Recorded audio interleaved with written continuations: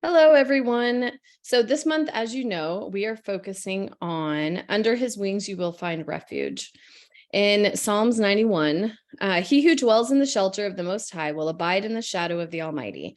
I will say to the Lord, my refuge and my fortress, my God in whom I trust. For he will deliver you from the snare of the fowler and from the deadly pestilence. He will cover you with his pinions, and under his wings you will find refuge. His faithfulness is a shield and buckler. All right, so as I asked in my article, does this mean that we will not face hardships and tragedies in our lives? Absolutely not. It does not. But this does mean we know where we will find refuge and shelter when we do, and therefore we will not fear these things. God protects his people with tenderness and affection. Like a hen gathers her chickens under wings. Like the hen, he not only protects us, but calls us under that protection when he sees us in danger. Not only keeps us safe, but cherishes us and keeps us warm. Refuge is defined by the International Standard Bible Encyclopedia as a place of resort and safety, or put another way, being safe or sheltered from danger, trouble, or pursuit. The Hebrew verb to seek refuge implies placing one's trust in the source of shelter in order to receive its benefits. Taking refuge in the Lord is a topic mentioned over and over and over in the Bible. It's mentioned in both its physical forms, such as, again, like safety from a storm, hiding from your enemies. And it's also mentioned when encountering a spiritual need, such as loneliness, anguish, and grief. So the verses I read at the beginning always bring to mind a quick story that I wanted to talk about that I talked about real quickly in my article as well. It brings to mind one of my favorite stories in the Bible from 2 Kings. To recap, the king of Aram was angry that the king of Israel always seemed to know his next steps. So he demanded to know, how did he know this? One of his officers told the king it's because of Elisha the prophet. So the king had them locate Elisha and send horses and chariots and a strong force there. It says they went by night and surrounded the city. The next morning, Elisha's servant woke up and saw they were surrounded on all sides. It was like, I love all of these verses that we're talking about today because it's so visual. Don't be afraid, the prophet answered. Those who are with us are more than those who are with them. And Elisha prayed, open his eyes, Lord, so that he may see. Then the Lord opened the servant's eyes, and he looked and saw the hills full of horses and chariots of fire all around Elisha. That's in 2 Kings 6, verses 16 through 17. So as I talked about, just because we can't always physically see God's protection, he and his angels are there protecting us with a force beyond anything we can imagine. We need to take comfort in this. I really do think that this is what it's talking about when it's talking about how we will have the peace of God, which surpasses all understanding. All right, so today I wanted us to discuss several other similar analogies that we are given regarding the refuge we have in God. I've asked each of our editors to take a verse, give the context of the verse, and to address what this verse means to them while expounding upon it. All right, so Amy, we're going to start with you. I've given her the verse Zechariah, chapter 2, verse 5. The Lord will be a wall of fire around her, and I will be the glory in her midst. All right, so can you talk to us a little bit more about what the phrase a wall of fire around her means and expound upon that? Sure. So I think the context here is really important. And let's go back to Zechariah. Who was Zechariah? He was a prophet and a contemporary of Haggai. And the timing that we're talking about is when the people have come back from captivity. And Zechariah most likely was, well, he was a priest, and he is most likely coming back with Zerubbabel around that time. And they need to be rebuilding the temple. This is what is being talked about. And this particular passage, Zechariah is seeing a vision. Actually, if you read through Zechariah, he has lots of visions, and we won't get into all of that. But what I want to talk about is what this vision was and what he is seeing, right? So he sees this man with a measuring line, and there's an angel there as well. And he's wondering what the man says he's going to go measure Jerusalem, and he's going to get its length and width. Well, then an angel explains to him that the future Jerusalem is going to be without walls, but God is going to be the walls, right? This is the context of this passage. So let's talk about why the walls are important. If you jump forward a little bit further, you're going to run into Nehemiah, who finds it very important that Jerusalem gets its walls rebuilt. Well, that was important because it was protection. It was refuge, right, from your enemies. You wanted to get your walls rebuilt so that there was protection for the city. We think about today having alarm systems, right, or things like that as protection. And in their case, this was one way that they could prevent, at least quickly, their enemies running a city through, right? Just taking over. And so I think what's fascinating about this vision is that he's saying in the future, Jerusalem will have no walls because they won't be needed. God is going to be the wall of fire, right? That will protect it. And so to your point, Jillian, I kind of laughed because it is very reminiscent of the passage you just described, where we are not always going to see that, right? We don't have the right spiritual vision, I think, sometimes to understand that. But Elisha was able to pray and ask God to open his servant's eyes to say, show him that protection that we have. And God is our protection. I think the other thing it's reminiscent of, and this is in the negative side, when the Adam and Eve get kicked out of Eden, there is a cherubim that's stationed, and he has a flaming sword that he's, in this case, it's almost the opposite, right? Now he's protecting Eden. You can't come back in, right? You're not going to get, once things have gone this way, you're not coming back in. I think the beautiful part of this is you start at Eden with that, right? The fall, the cherubim is now blocking the way. And eventually when you get to the end of the story, now what's happening is people are pulled back in, the people of God are pulled back in, and they're protected by God, right? He is now their protection. It's a reversal of this because Jesus provided a way for us to come back in. Essentially, that is the New Jerusalem. The other thing that it is a little bit reminiscent of is God. If you guys recall back when the temple was originally built, even the tabernacle, God's glory came down and sat in the midst, right? He was in the midst. But at the time of the captivity, and actually a little bit prior, Ezekiel talks about how God's glory picked up and left, right? It went away. Again, I think this is this symbolic language of God's glory will come back. He will be the protection again. And if you read in verse 10, it's Zechariah 2, verse 10, this is following this. It actually says, sing and rejoice, O daughter Zion, for behold, I come and I dwell in your midst, declares the Lord. So I guess what I'm wanting to really talk about here is that God, again, this is the theme of all of ours, but God is in our midst. He is the protection. And how much more protection could you ever need, right? He is the creator of the world. He's going to provide the wall of fire around us. He is watching out for us, whether it feels that way or not, whether we have the eyes to see that or not. So that I actually love this passage from Zechariah. I think it is a beautiful one and combines this wall of fire with God being in our midst, which is a beautiful picture of the future. I mean, I still believe, maybe I should clarify, I think as God's people, we're in the midst of this, but I also think it's even more farther reaching into heaven. Well, and I love how it's not even just a wall, it's a wall of fire. Like, so much more beyond what we can even imagine. Thank you for all that. And again, I love that the hummingbirds also pitched in. They are having some fun. Okay, thanks so much, Jamie. Next, we're going to discuss the verses Psalms 18, verses 2-6, where it talks about how God is the horn of our salvation. So Randy, this one's you. What are your thoughts on those verses? Yeah, so I'll just go ahead and read them real quick, and then we can talk about them. It says, I love you, Lord, my strength. I love you, O Lord, my strength. The Lord is my rock and my fortress and my deliverer, my God, my rock in whom I take refuge, my shield and the horn of my salvation, my stronghold. I call upon the Lord who is worthy to be praised, and I am saved from my enemies. The cords of death encompassed me, and the turrets of destruction assailed me. The cords of Sheol entangled me. The snares of death confronted me. In my distress, I called upon the Lord. To my God, I cried out for help. From his temple, he heard my voice, and my cry to him reached his ears.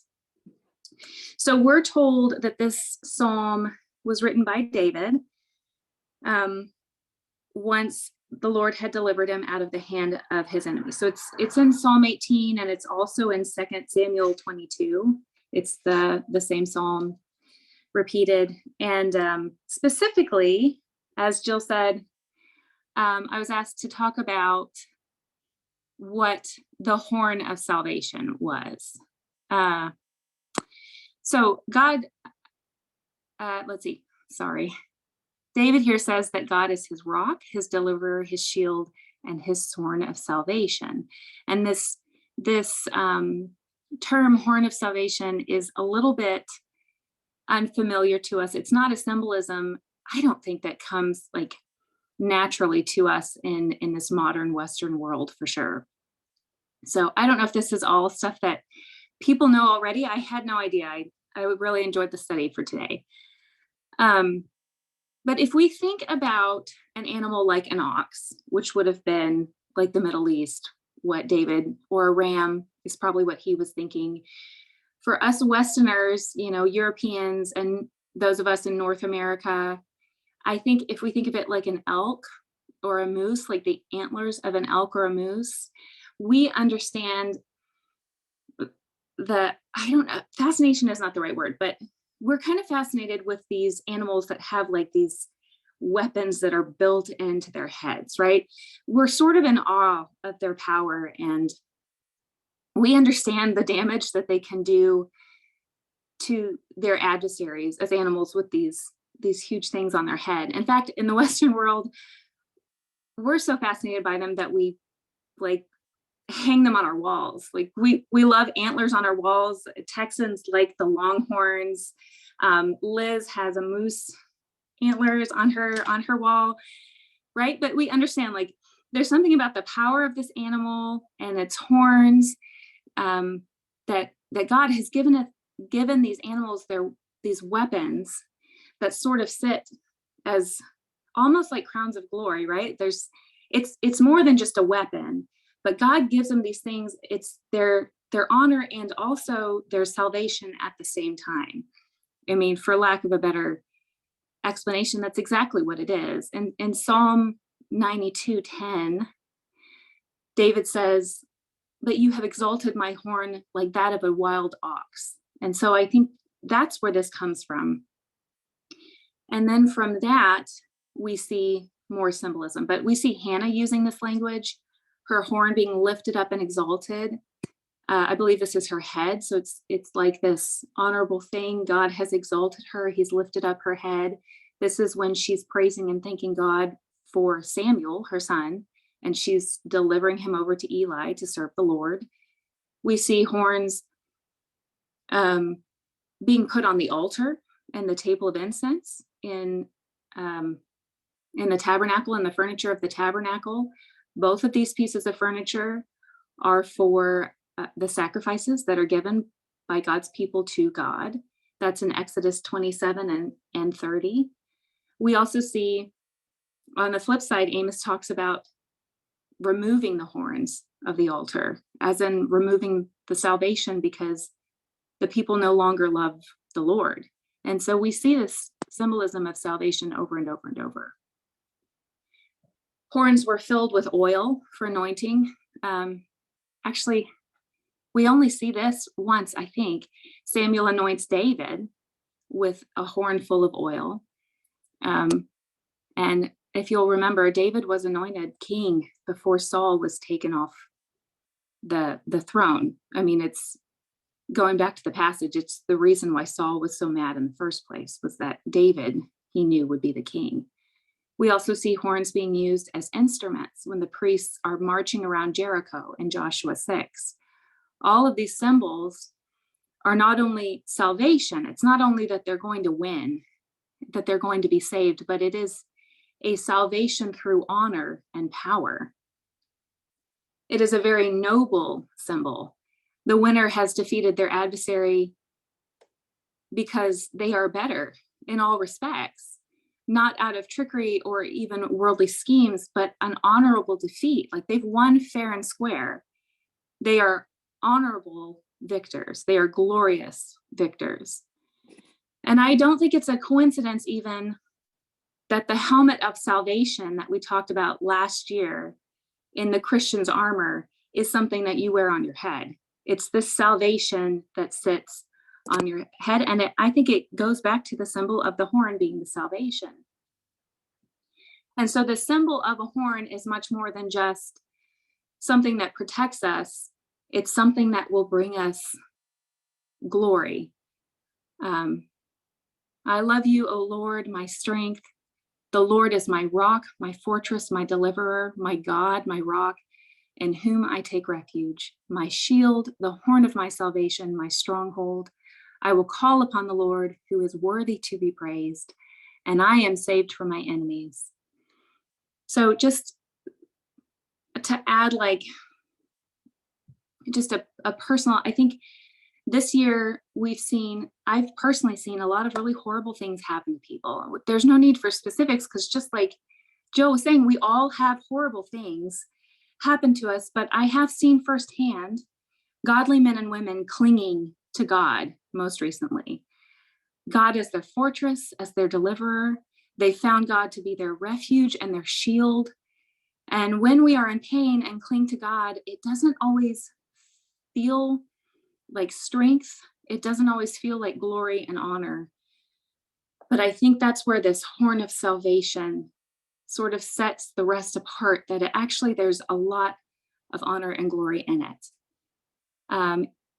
Here David says, God is the horn of our salvation. He is glorified, and we will find honor and glory through him in his salvation. I wanted to just end by looking at Hebrews in chapter 2.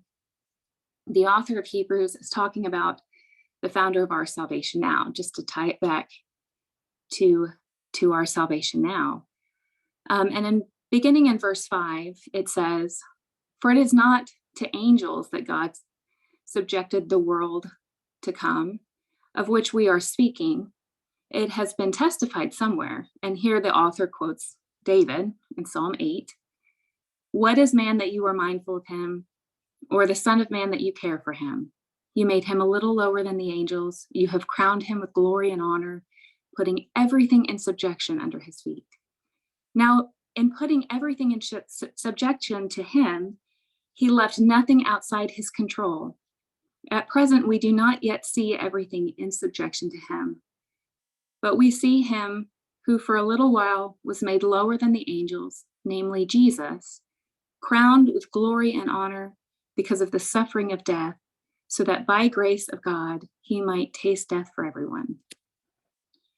For it was fitting that he, for whom and by whom all things exist, in bringing many sons to glory, should make the founder of their salvation perfect through suffering. And so we see our horns of salvation now as Christ. He is the honorable victor, and we have been brought to glory by his suffering. Thank you so much for that. For so long, I thought the horn of salvation was like trumpet horn, like growing up. That's what I was gonna say. And I was like, I love how you tied all those verses in too, because I never thought about tying it back together with the helmet of salvation, which is a perfect analogy. Okay. So thank you, Randy.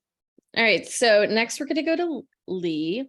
Her verses are Psalms 27, 1-4, where it talks about how the Lord is the stronghold of my life. Of whom shall I be afraid? All right. So Lee, can you give us your thoughts on that one? Sure. I'm going to read all four of the verses. Thank you. So this is Psalm 27, 1-4. The Lord is my light and my salvation. Whom shall I fear? The Lord is the stronghold of my life. Of whom shall I be afraid? When evildoers assail me to eat up my flesh, my adversaries and foes, it is they who stumble and fall. Though an army encamp against me, my heart shall not fear. Though war arise against me, yet I will be confident. One thing I have asked of the Lord, that I will seek after, that I may dwell in the house of the Lord all the days of my life, to gaze upon the beauty of the Lord and to inquire in his temple. And so to start with your first question, the context of Psalm 27 isn't really clear. It is David, and he's obviously writing about times when he was threatened by enemies, those who would attack him or lie about him. But that could be several periods in David's life. His life was littered with those time periods. So it's not that most of the commentaries don't or say that there's not a way to really connect it to one specific time period. But whatever the immediate distress is in his life, David begins confidently by calling God his light and his salvation. We know that in John 1, Jesus is called the light, and there are references to God and Christ as the light, and fairly commonly in the New Testament, we understand that. But in searching, this was the only reference in the Old Testament where God was directly called the light that that I could find. And it's interesting that David describes God as the light in his life, regardless of how dark the situation he was facing was, because his life is filled with God. His life is filled with light. God's the light around him. He reveals the path. He's a guide. He's an advisor. He's also the light within. And it's God's light that is reflected through David.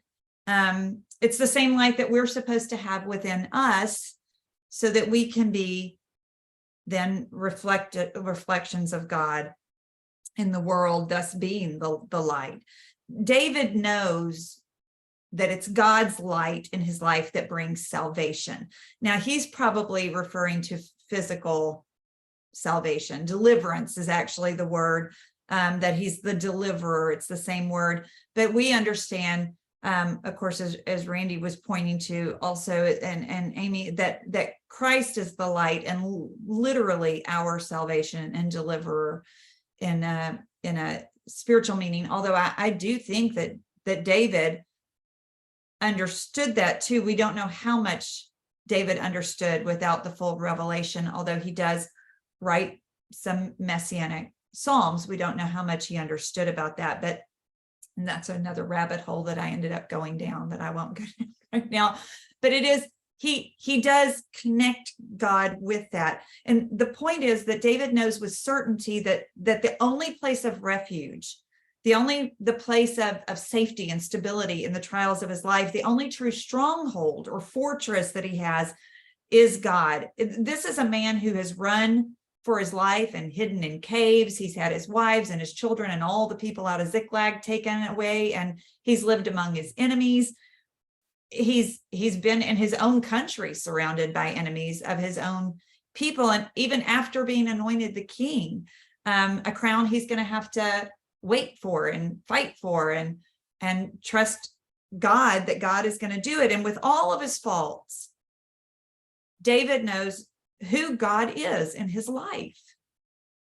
And with everything that's going on around him, he knows that God's the only stable place for him to live. He lives without fear because he has God.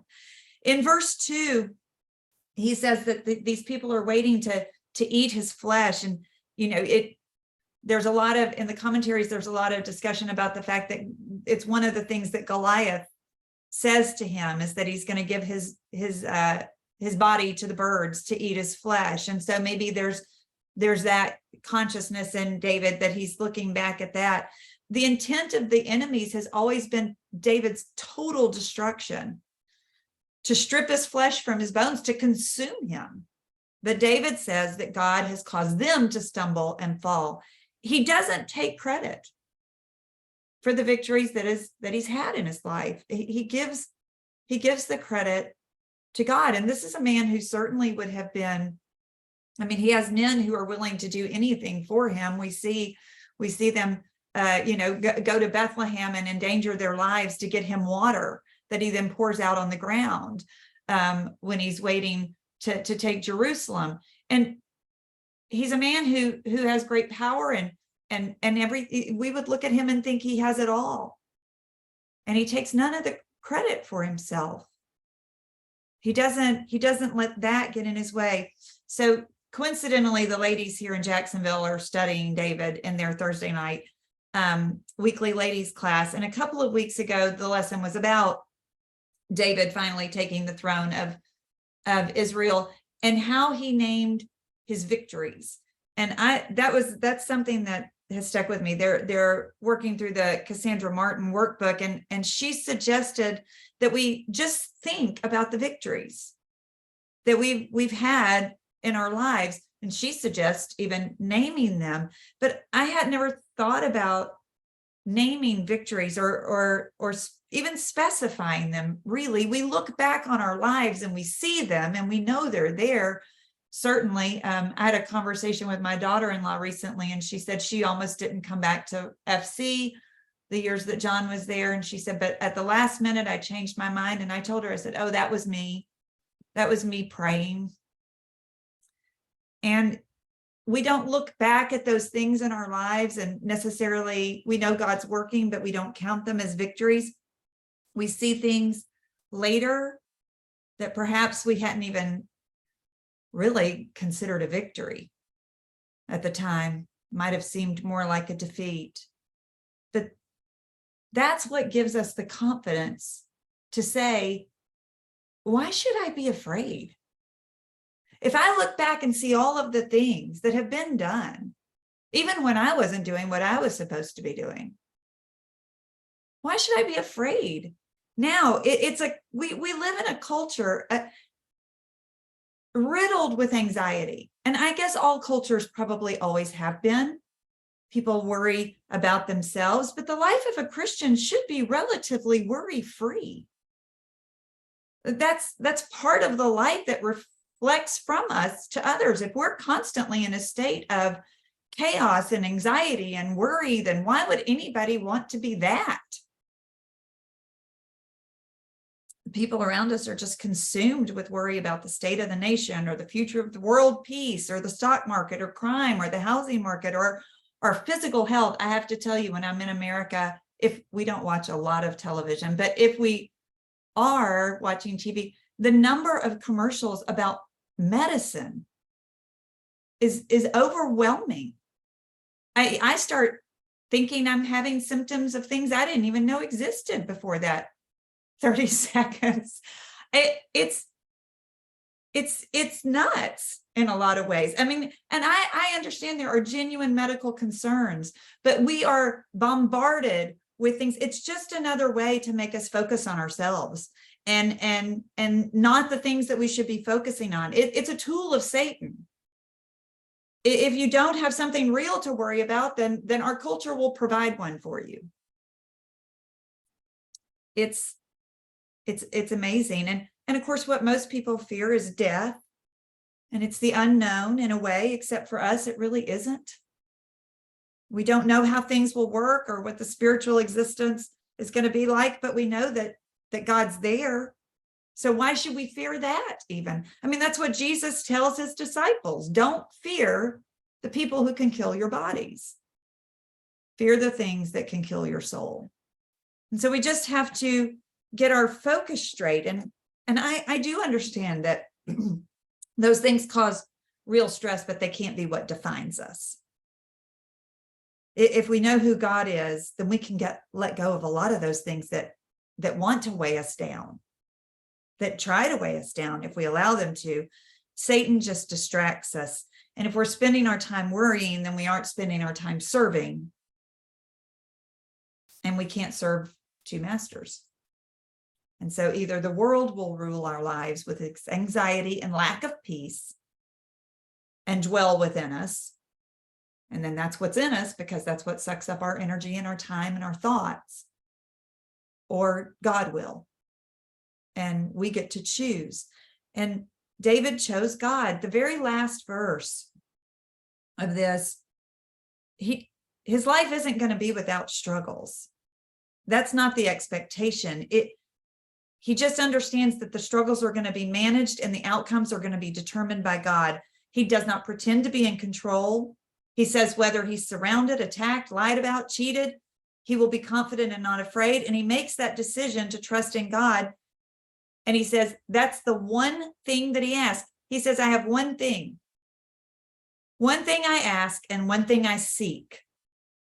And that's dwelling in God, because that's where beauty is. That's where peace is. There's beauty in the very nature of God, and David knows it with complete assurance.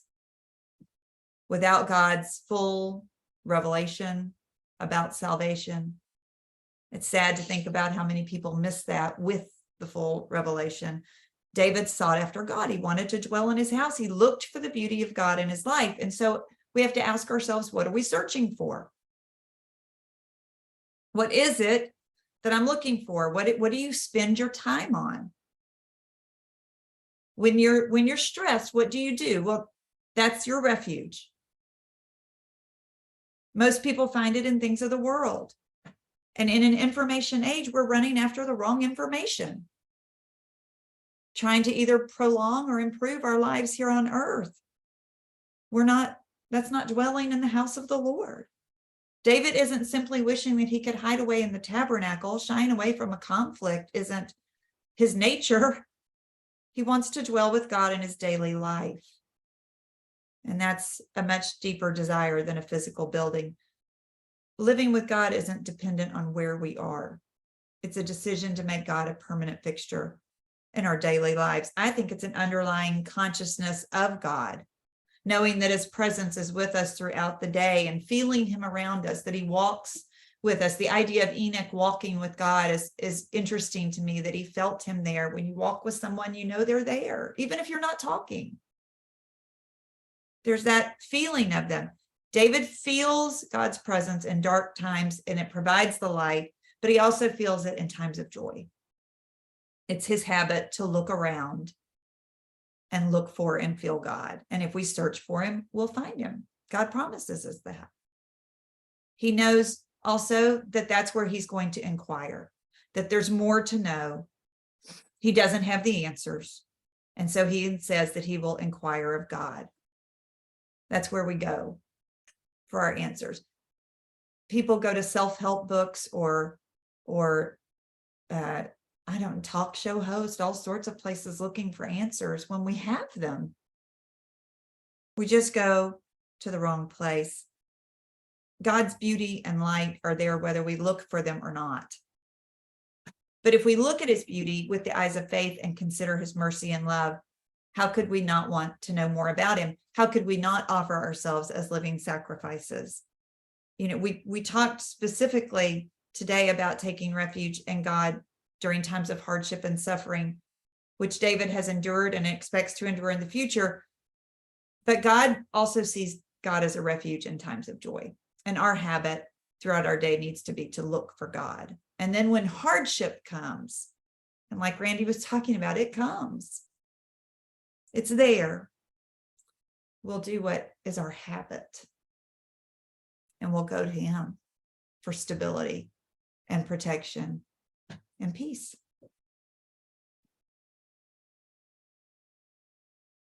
Thank you, Lee. That was all fantastic. Okay, last but not least, we're going to go hear from Liz. I've given her the verse, Psalm 46:1, where it talks about how the Lord is our refuge and strength, a very present help in trouble. The imagery in these verses are just, again, in particular, like so moving to me that you go through. Will you talk further about these verses? Yeah, and I'm going to try to not, Lee actually said a lot of things that I had already, it's okay, that I had already written about, because I think, you know, obviously all of us are talking about the refuge of God, the shelter, the security, where we find our safety and our comfort in our lives. And we really basically have an invitation to remove ourselves from the shelter of the world and place ourselves in the shelter of God, which is the discussion in Psalms 46. And I'm going to read a little bit even further through the verse 7 of the passage that Jillian referred to. God is our refuge and strength, a very present help in trouble. Therefore, we will not fear, though the earth gives way, though the mountains be moved into the heart of the sea, though its waters roar and foam, and though the mountains tremble at its swelling. There is a river whose streams shall make glad the city of God, the holy place of the tabernacle of the Most High. God is in the midst of her, and she shall not be moved. God shall help her just at the break of dawn. And the nations raged, and the kingdoms were moved. He uttered his voice, and the earth melted. The Lord of hosts is with us. The God of Jacob is our refuge. And so it's thought that this psalm was written during the days of Sennacherib, prior to him coming down to Lachish, but after they've taken Israel into captivity, probably if folks have it timed right, maybe 20 years after Israel's been taken. So Judah still has quite a few more years. But it's a song that encourages us to hope and to trust in God and in his power and in his providence, even at the worst of times when we don't understand our circumstances that befall us. And that's really been discussed a lot already today and what that does. And it's clear if we continue to read the psalm that he is very present. He's our strength. And then we give him the glory, that the glory comes. You know, there's no question that we today, those of us who are here and listening to this, are Christians, and the protection comes to his church. It is here discussed as him being in the midst of his tabernacle in the city where those dwell. We are part of a kingdom that is not earthly. And of course, that's where the refuge is within that kingdom, the boundaries of that kingdom. So it's hard to take comfort in God when things look very black, but it is the only way to have comfort. And we must praise him. That's hard to do sometimes when things are hard. And we must feel his protection even when we're in pain and we're in the middle of a world that's filled with sin and consequences of sin. I mean, that's what we see when we look around us. That's why those who mourn shall be comforted if they are in the kingdom of citizens who are part of his revelation.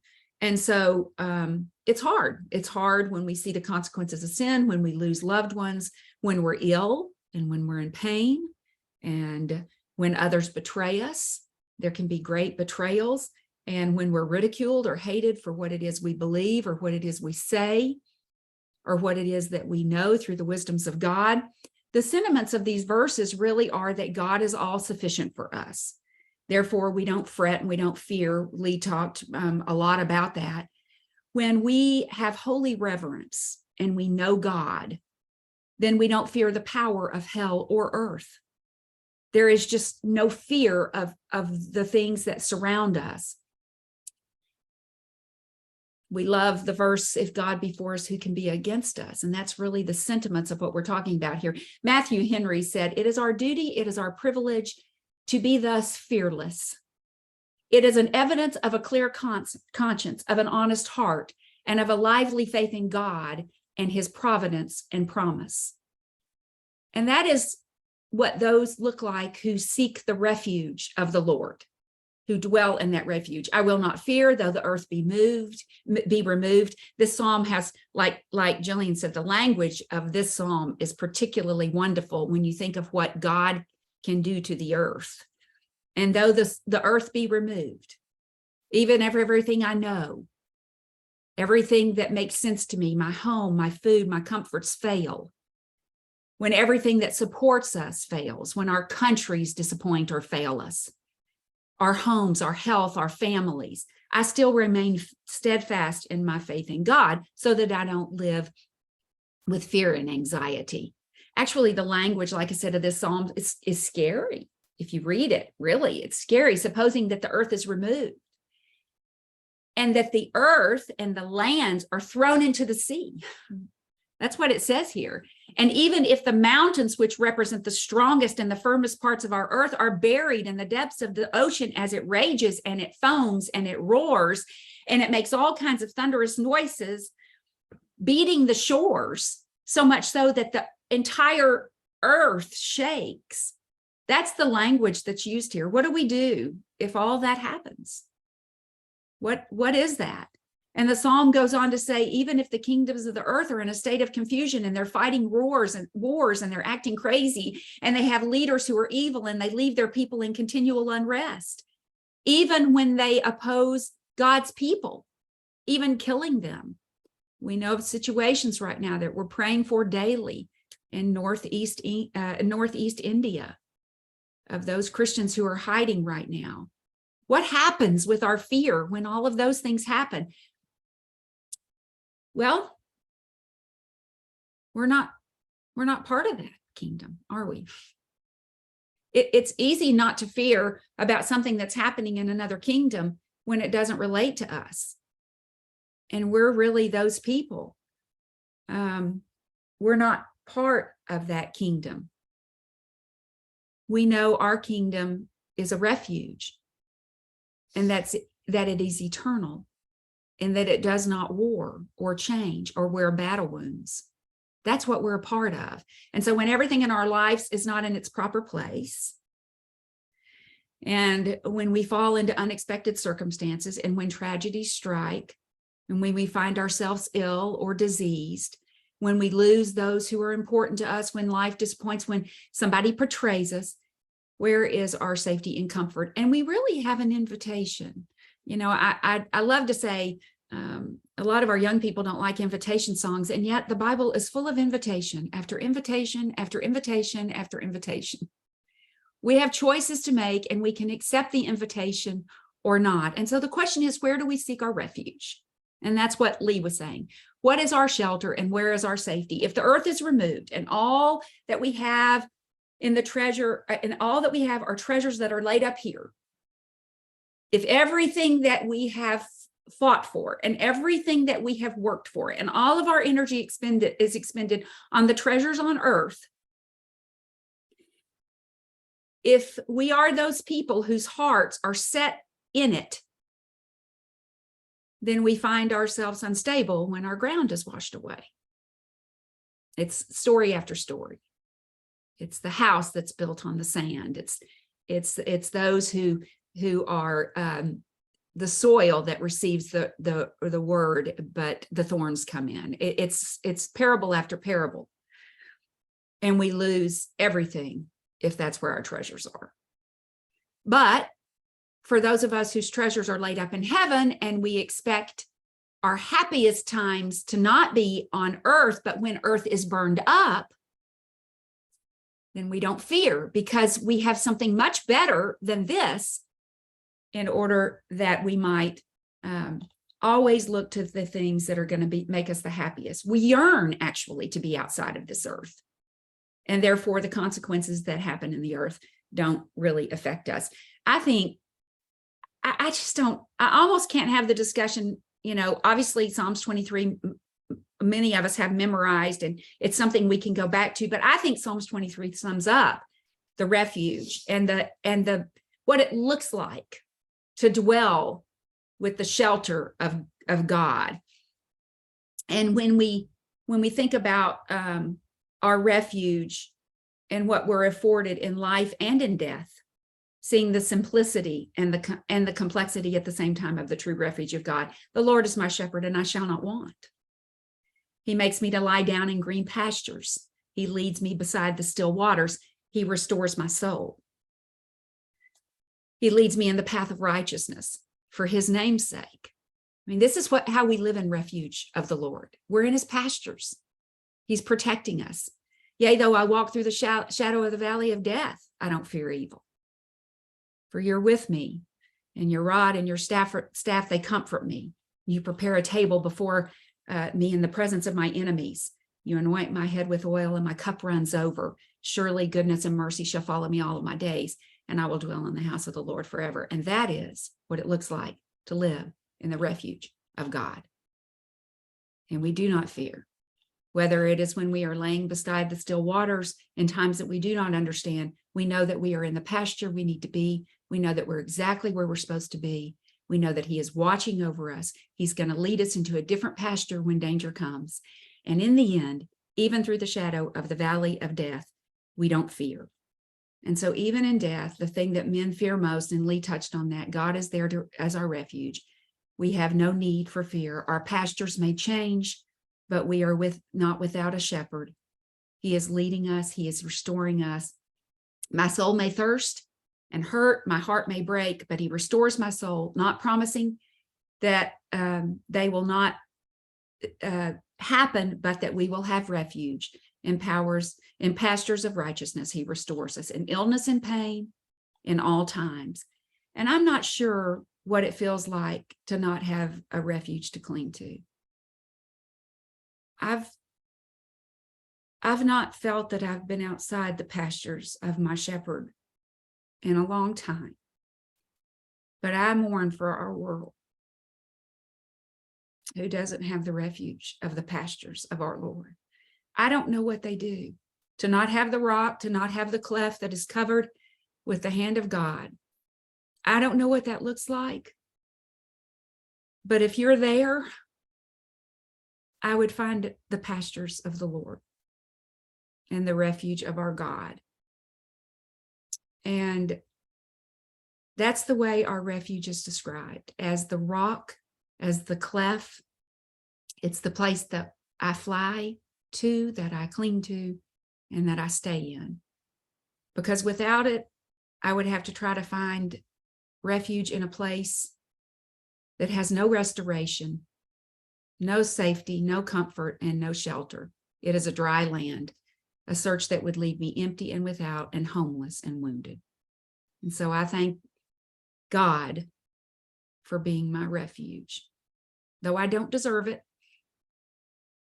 I will always dwell there. Thank you. All right. So thank you so much to all of you for going over your verses. As well, thank you to everyone that's either watching or listening to this month's roundtable. We hope that you found it helpful. As always, make sure that you check out the website over at sharedinheritance.com for new themed articles each month, as well as our shorter topical pieces that we have under the In the Trenches tab, as well as several full-length Bible classes that you can go through. All right, so thanks again, and please make sure to tune in next month where we're discussing the topic of wisdom calling out in the streets, Proverbs 1:20. Thank you.